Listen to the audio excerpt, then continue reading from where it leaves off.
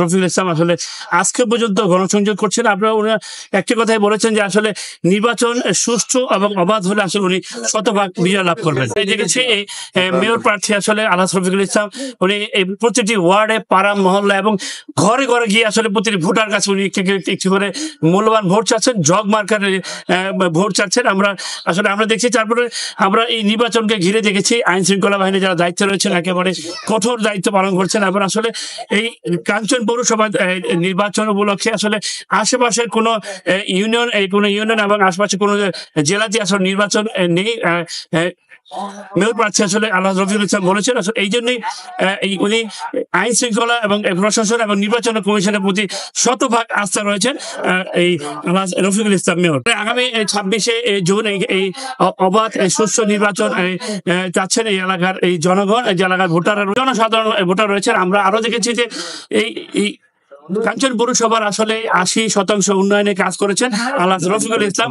তাই আসলে এই এলাকার যারা ভোটাররা রয়েছে ওনারা পুনরায় আবার মেয়র হিসেবে চাচ্ছেন। সুপ্রিয় দর্শক, যারা আমাদের এই নিউজটি দেখছেন, আমরা এখন এই মাত্র এই নারায়ণগঞ্জ রূপগঞ্জ কাঞ্চন পৌরসভার 5 নম্বর ওয়ার্ডে আমরা উপস্থিত হয়েছি। আসলে এগুলি ভিত্তিহীন এই প্রচারণা, যার প্রচারণা সে করবে। সে প্রচারণা করতে গিয়ে আবল তাবল কথা বলে থাকে, তার তো কোনো জনপ্রিয়তা নাই। তার জন্য আমরা এমন আবল তাবল কথা বলতে রাজি না। যার ভোট সে দিবে, যাকে খুশি তাকে দিবে। আমরা কেন হুমকি ধমকি দেব? হুমকি ধমকি তো বরঞ্চ ওর লোকেরা দিচ্ছি। ওর তো কোনো জনপ্রিয়তা নাই। হয় আরেকজনের কাঁধে ভর করে, একজন নাই একাধিক জনের কাঁধে ভর করে চাইতেছে কাঞ্চন পৌরসভার নির্বাচনটা প্রশ্নবিদ্ধ করার জন্য। তো আমরা কাঞ্চন পৌরবাসী এটা হতে দেব না। কাঞ্চন পৌরসভার মানুষ ভোট দিবে, যাকে খুশি তাকে দেবে। কাঞ্চন পৌরসভার মানুষ তারা তাদের পছন্দের প্রার্থীকে বেছে নেবে।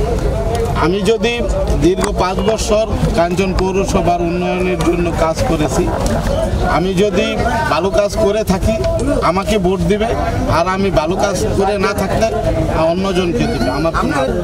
আমি একজন ক্যান্ডিডেট হিসাবে আমি বলবো আমি শতভাগ আশাবাদী আমি জয়ের জন্য। কর্মীদের না, শুধু আমাদের কাঞ্চন পৌরসভার যত সামাজিক লোকজন আছে, গণ্যমান্য ব্যক্তিবর্গ আছে, কাউকে তারা বাদ দিতেছে না। তাদেরকে হুমকি ধমকি দিয়ে তাদের দলে বিরানোর জন্য চেষ্টা করছে, কিন্তু কাঞ্চন পৌরসভার মানুষ সেটা হতে দিতে পারছে না। আস্থা আছে, শতভাগ আস্থা আছে প্রশাসন। আমাদের ঢাকা বিভাগের মধ্যে কাঞ্চন পৌরসভার বাইরে আর কোনো নির্বাচন নাই। তার জন্য ঢাকা বিভাগের সর্বস্তরের প্রশাসন এই কাঞ্চন পৌরসভার দিকে তাকিয়েছে, এখানে যেন সুষ্ঠু নিরপেক্ষ একটা নির্বাচন।